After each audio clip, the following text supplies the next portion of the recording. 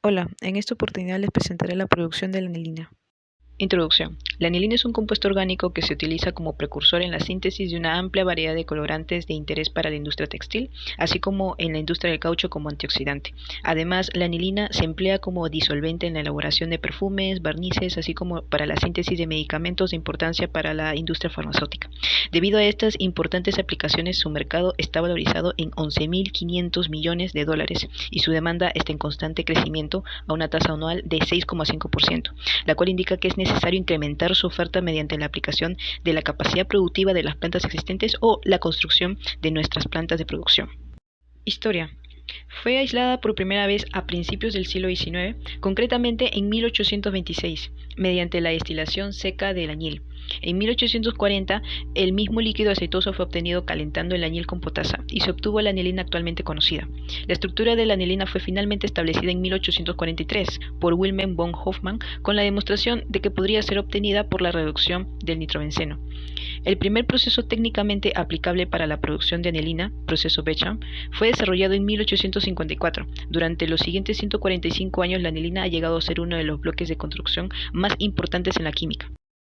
La anilina es un compuesto orgánico en forma de anillo de fórmula molecular C6H5NH2, como se puede observar en la figura 3. Su nomenclatura IUPAC es fenilamina, también se le llama aminobenceno o benzanamina. El compuesto consiste en un radical fenilo unido a un grupo amino mediante un enlace covalente, cuya estructura en 3D se puede apreciar en la figura 4. Propiedades. Propiedades físicas. La anilina es un líquido ligeramente amarillo que posee un olor característico. Esta se vuelve marrón a la exposición al aire y de la luz. Es parcialmente soluble en agua y miscible en la mayoría de los disolventes orgánicos como el etanol y el benceno. Su masa molecular es 93,13 gramos mol. Su densidad es 1,0217 gramos sobre centímetros cúbicos. Ahora hablaré de sus propiedades químicas. La química de la anilina está determinada por el grupo primario amino y por los núcleos activados del benceno. El par libre de electrones del nitrógeno del grupo amino está parcialmente deslocalizado en el sistema del anillo aromático, como se puede ver en la imagen. Por lo tanto, la anilina es la única base débil comparada con otras aminas alifáticas. No obstante, la anilina forma sales solubles en agua con ácidos fuertes como el ácido clorhídrico y el ácido sulfúrico. Existen varias maneras de sintetizar la anilina, como la aminación del clorobenceno. Esta primera etapa implica la aminación de clorobenceno sobre un catalizador formado por una mezcla de cloruro de cobre 1 y cloruro de amonio para producir anilina y ácido clorhídrico como producto. Este proceso, con un 91% de selectividad para el grupo amino, fue utilizado por Bayer hasta 1986. Luego tenemos aminación del fenol. En esta segunda ruta se usa el fenol como reactivo inicial y amoníaco en el proceso de aminación. El grupo hidroxilo en el fenol reacciona con el amoníaco gaseoso con un catalizador de trióxido de aluminio y dióxido de silicio para producir anilina y agua. La reacción es medianamente exotérmica y reversible.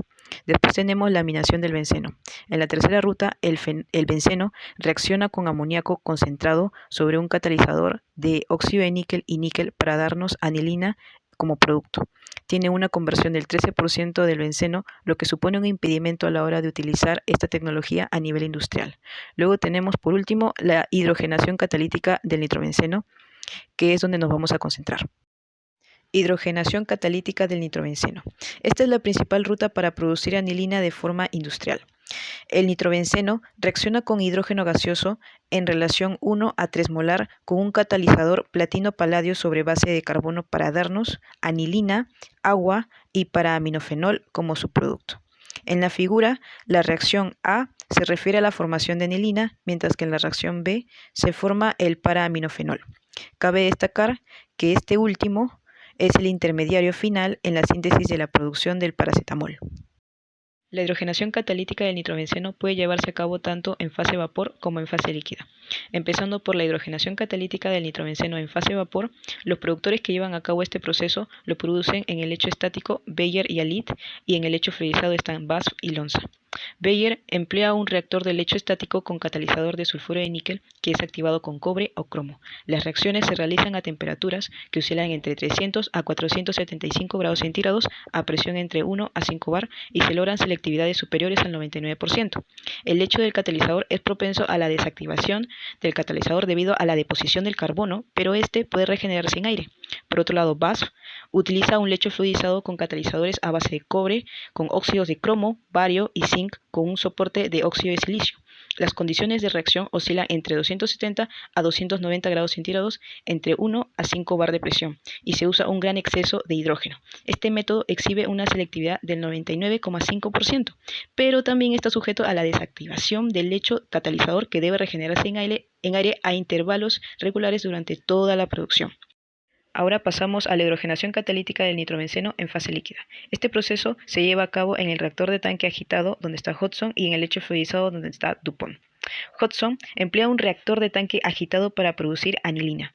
El catalizador se reactiva por hidrógeno cuando el recipiente del reactor alcanza una temperatura entre 70 a 150 grados centígrados.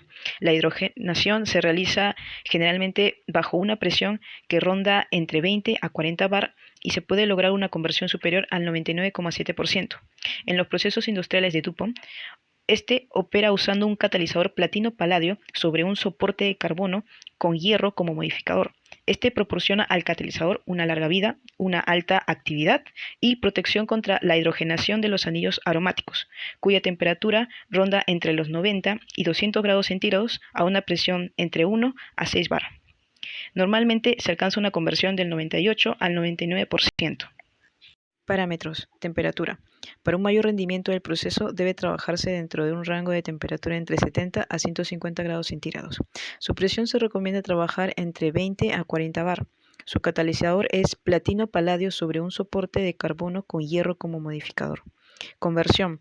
Se consigue en este proceso una conversión de 99,7% usando una relación molar de alimentación de 3 a 1.